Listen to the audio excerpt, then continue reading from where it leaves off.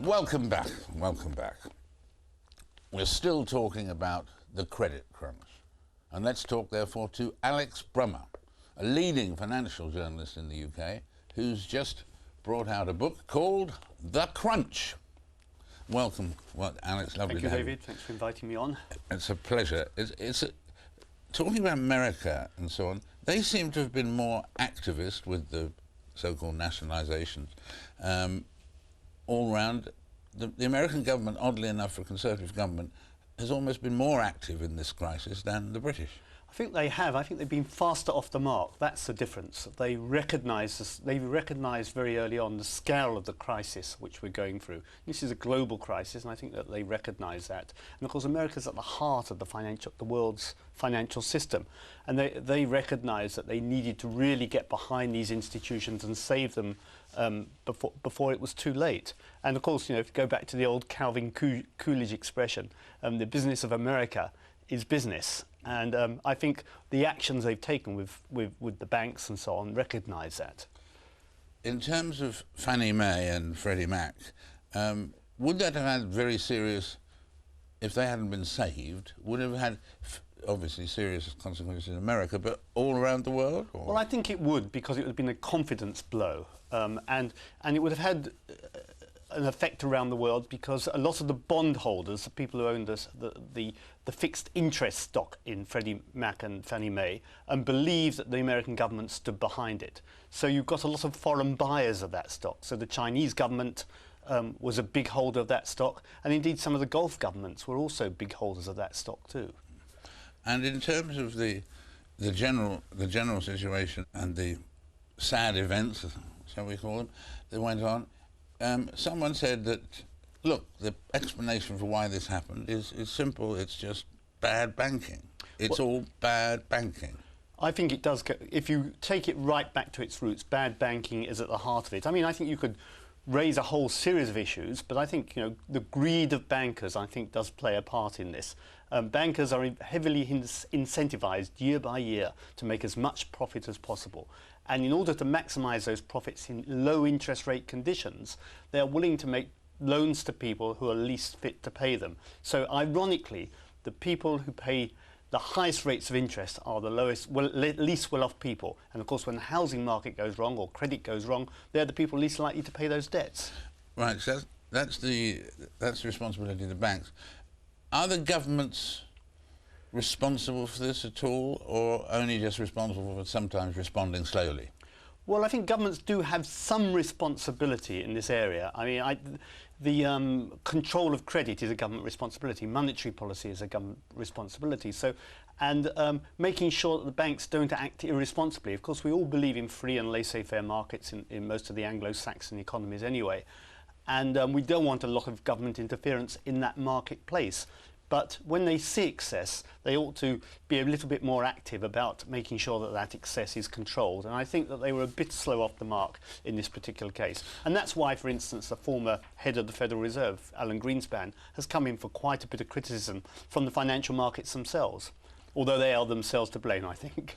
Right. And around the world at the moment, you were saying this is a world problem. It is. Is there are pockets who've escaped this credit crunch, aren't there? Well, certain countries seem to have... Well, there are pockets of escape. I think so far, oddly enough, Japan this time has not, which had its own terrible problem in the 1990s, has not had a problem this time around as yet. And indeed, the fast-growing economies, the newly emerging market economies, India and China, haven't had a problem. But we are beginning to see a problem in some of the European economies, which we didn't expect it to happen in. And this week alone, we've seen several bank rescues in Germany itself. So Germany is having a problem, and indeed they've moved into recession territory in the last couple of quarters. And with the price of bank stocks being so low at the moment, right, would you recommend to our viewers to go and buy a few or not? Would you buy a few? Well, I think I'm prevented as a financial journalist from actually recommending shares right, in a particular way. However, I would say this, that history shows that, that the markets always overdo it. And during the good years, share prices get up too high, and in the bad years, they get down too low. The problem with the banking shares is you've got to be very careful that you don't pick the wrong one. But I'm sure there are many which are very undervalued at the moment. Well, that's good news, and we'll leave our viewers to decide which one they'll invest in or not. The verdict is yours. Thank you very much. Thank Alex. you.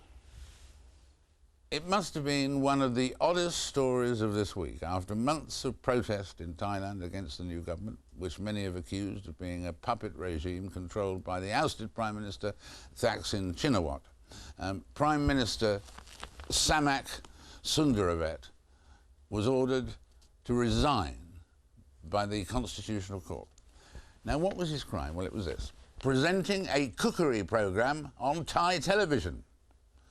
So now, what's likely to happen in that situation in Bangkok? And I'm delighted to be joined by the leader of Thailand's opposition, Abhisit Vejjajiva. Welcome, a warm welcome. And we've just heard news that the ruling party have said they will have pledged not to re-nominate the Prime Minister when the decision is made about his succession. Does that surprise you? No. Let me first of all make clear that the ruling of the Constitutional Court wasn't essentially about the cookery program. It was about a conflict of interest. The cookery program basically is the Prime Minister actually being an employee of a profit-seeking organization, which is of course not allowed for somebody who holds an office in the cabinet. After his ouster, the ruling party had tried to re-nominate him, and in fact a parliament was convened this morning so that a vote could be taken. But as of yesterday and until last night, coalition parties and also some members of his own party decided that they would not vote for him and therefore did not attend Parliament. So in the end, Parliament fell short of a quorum and the meeting had to be adjourned. So we're not surprised that this afternoon the ruling party is no longer seeking his renomination. What action will they take, do you think? Will they find someone who's acceptable, obviously, to their own coalition, but to you as well? Yes, I think the likelihood is the six-party coalition will have to agree on somebody else that they would nominate to Parliament. Whether that will be able to put an end to the political crisis here is another matter. I think there are a number of factors in play, and as far as the Democrat Party and myself, as far as we are concerned, we are urging open-minded talks between all parties to put an end to this crisis. And the crisis, I mean, could it lead to another coup in Thailand? We certainly hope not, and the army has pledged itself not to carry out such an action.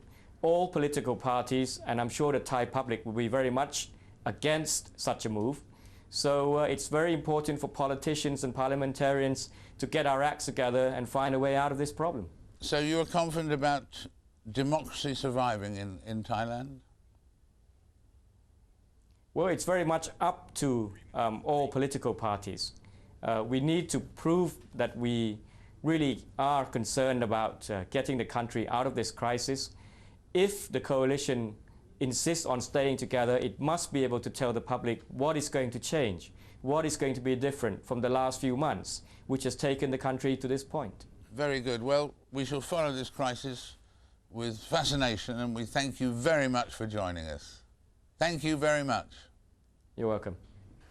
After the news headlines, I'll be joined by the Grammy-winning singer from Benin, Angelique Kidjo. Don't go away.